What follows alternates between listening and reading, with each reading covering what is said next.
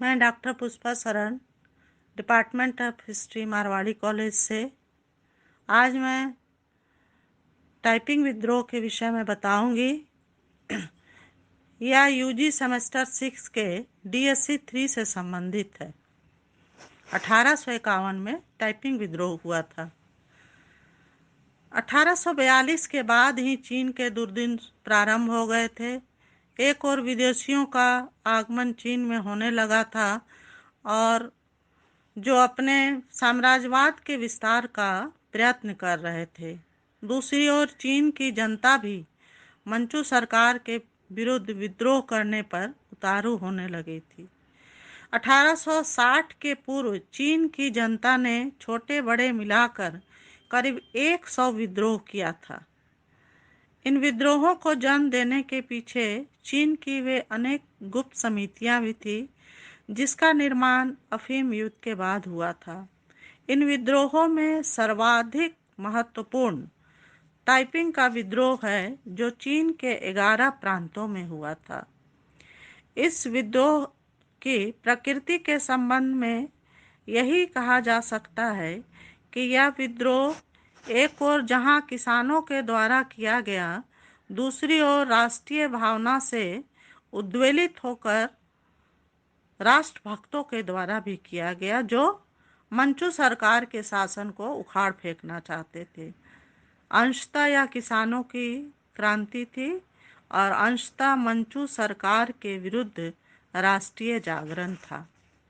इस विद्रोह के कई कारण थे। इसके सर्वप्रथम इसमें राजनीतिक कारणों ने इसको बढ़ावा दिया। पाश्चात्य देशों की साम्राज्यवादी श्रृंखला चीन को जकड़े जा रही थी। पहले से ही ब्रिटेन, फ्रांस, रूस वगैरह देशों ने चीन के साथ संबंध कायम किया था, पर इन देशों का चीन के साथ वास्तविक संबंध 1839 के बाद ही कायम हो सका था। अफीम के प्रश्न पर लड़े गए प्रथम और द्वितीय युद्ध के पश्चात चीन में पाश्चात्य देशों का साम्राज्य फैलने लगा। चीन की जनता विदेशियों के इस बढ़ते प्रभाव को देखकर चिंतित हो रही थी और वह काफ़ी अपमानित भी महसूस करती थी। उसका विचार था कि यदि इस बढ़ते साम्राज्यवाद के विरुद्ध आवाज़ नहीं उठाई जाएगी तो संपूर्ण चीन पर इन पाश्चात्य देशों का कब्जा हो जाएगा और बर्मा, भारत आदि देशों की तरह चीन भी इंग्लैंड के वश में आ जाएगा। अतः इस विद्रोह का पहला कारण राजनैतिक माना जा सकता है। फिर हम अन्य कारणों में देखते हैं। आर्थिक कारणों के चलते भी टाइपिंग विद्रोह को फूटने में मदद मिली। ब्रिटेन से जिस समय चीन का युद्ध शुरू हुआ था, उस समय चीन में आर्थिक असंतोष का वातावरण था। आर्थिक विपन्नता का कारण यह था कि चीन की सरकार ने अफीम क्षतिपूर्ति तथा युद्ध के हार जाने के रूप में करोड़ों रुपये इन पाश्चात्य देशों को दिया था। रुपयों की यह राशि चीन के लोगों से वसूल किया गया था। एक तो किसान पहले से ही सरकार का टैक्स नियमित रूप से देते आ रहे थे, अब उन पर नए टैक्स लगाए गए। इन नए टैक्सों के चलते उनकी आर्थिक विपन्नता और भी बढ़ गई।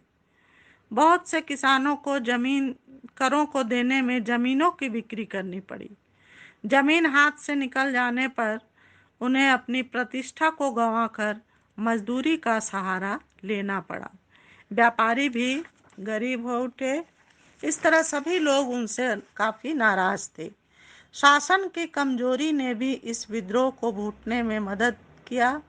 चीन की संपूर्ण जनता शासन के भ्रष्टाचार और दुर्बलता को देखकर चिंतित थी। वह चाहती थी कि चीन का सम्राट एक कदम उठाकर उसके राजनीतिक, आर्थिक और सामाजिक जीवन में सुधार लाए। चीन के पढ़े लिखे लोग ये कहने लगे कि जो सम्राट अपने देश की राष्ट्रीयता बनाए रखने में असमर्थ है, उसे शासन करने का कोई अधिकार नहीं है। अगर मंचू सम्राट कार्यकुशल रहता तो किसानों को जमीन नहीं बेचनी पड़ती और न उन्हें एक मजदूर का जीवन व्यतीत करने के लिए बाध्य होना पड़ता। फलतः चीन की जनता को विद्रोह करने के लिए बाध्य होना पड़ा। एक अन्य महत्वपूर्ण कारण है गुप्त समिति। गुप्त समितियों के चलते इस विद्रोह तथा विद्रोहियों को नया बल मिला। वे नई भावना से प्रेरित होकर मर मिटने के लिए तैयार होने लगे। इन समितियों के निर्माण के पीछे पाश्चात्य देशों की साम्राज्यवादी भावना ही थी। इसके अतिरिक्त चीन में मंचू सम्राट की कमजोरी के चलते दूषित वातावरण का निर्माण हो रहा था, उसके चलते भी इन समितियों का निर्माण हुआ था। इन समितियों के प्रगतिशील सदस्य मंचू सरकार से काफ़ी घृणा करते थे और यह सरकार उनके आंखों की किरकिरी बन गई थी।